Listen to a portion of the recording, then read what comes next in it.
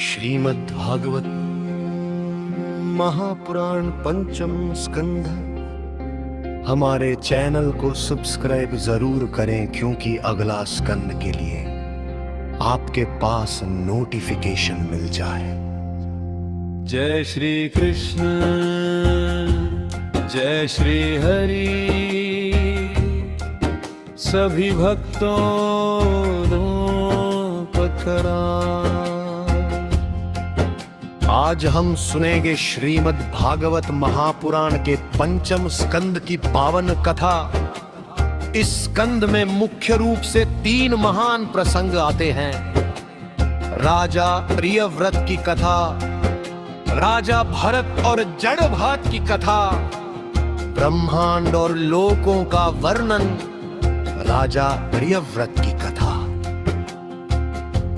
सृष्टि के प्रारंभ में प्रियव्रता बहुत महान राजा थे। वे स्वयं भुवा मनु के पुत्र थे।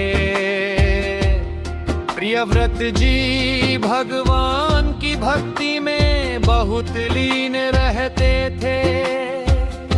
वे संसार के कार्यों में नहीं पड़ना चाहते थे, लेकिन ब्रह्मा जी ने उन्हें समझाया, राजा का धर्म है कि वह संसार की रक्षा करे और प्रजा का पालन करे। तब प्रियव्रत जी ने राजा बनने का दायित्व स्वीकार किया। सूर्य के समान रथ। कहा जाता है कि प्रियव्रत जी सूर्य के पीछे पीछे अपने रथ से चलते थे।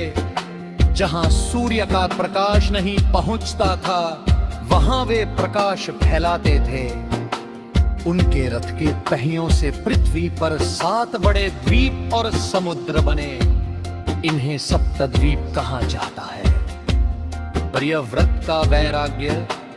कुछ समय बाद प्रियव्रत जी ने राज्य अपने पुत्रों को सौंप दिया और वे फिर से भगवान की भक्ति में लग गए। उन्होंने संसार का त्याग कर तपस्या शुरू कर दी। राजा भरत की कथा। अब कथा आती है महान राजा की।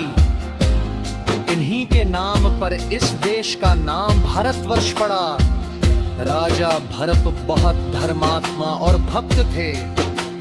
कुछ समय बाद उन्होंने भी राज्य छोड़ दिया और जंगल में तपस्या करने लगे। हिरण के बच्चे से मोह। एक दिन उन्हें जंगल में एक हिरण का बच्चा मिला। वह बच्चा अकेला था और डरा हुआ था। राजा भरत को उस पर दया गई। उन्होंने उसे अपने आश्रम में रख लिया। धीरे धीरे भरत जी का मन भगवान से हटकर उस हिरण में लग गया। वे हर समय उसी की चिंता करते रहते थे। अगला जन्म जब भरत जी का अंतिम समय आया तो उनका मन उसी हिरण में लगा हुआ था। इसलिए अगले जन्म में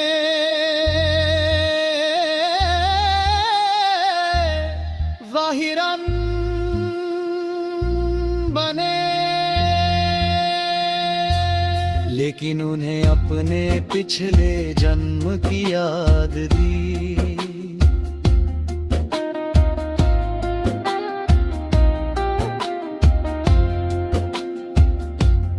इस कारण हिरण शरीर में भी वे संतों के पास रहते थे। जड़ भरत का जन्म। जड़ भरत का जन्म। जड़ भरत का जन्म।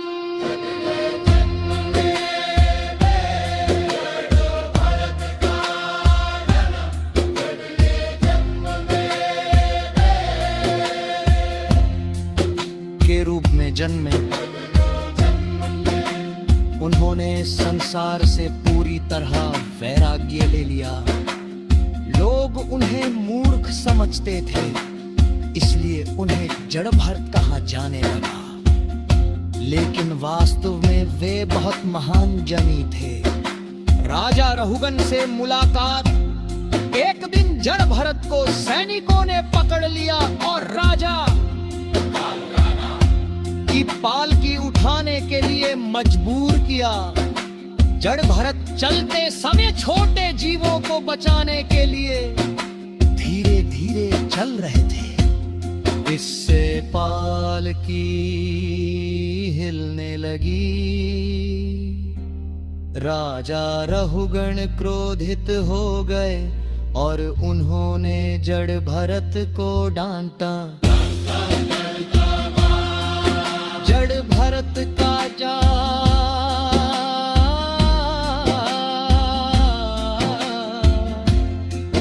तब जड़ भरत ने राजा से कहा, तुम जिस शरीर को डांट रहे हो वह तो मिट्टी का बना है। आत्मा न जन्म लेती है न मरती है। संसार का सारा दुख अज्ञान के कारण है। यह है सुंगध। राजा रहुगण को अपनी गलती का एहसास हुआ।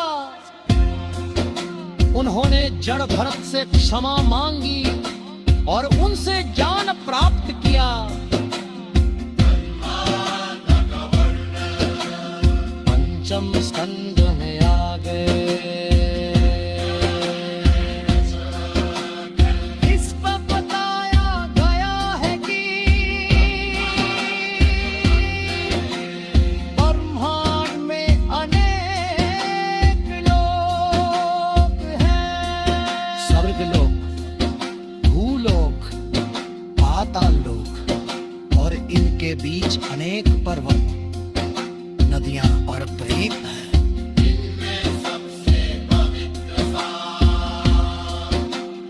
भारतवर्ष जहां मनुष्य भगवान की भक्ति करके मुक्ति प्राप्त कर सकता है। पंचम स्कंध का संदेश भक्तों। पंचम स्कंध हमें तीन महान शिक्षाएं देता है। पंचम स्कंद का वो बहुत शक्तिशाली है। राजा भरत की कथा हर मनुष्य जीवन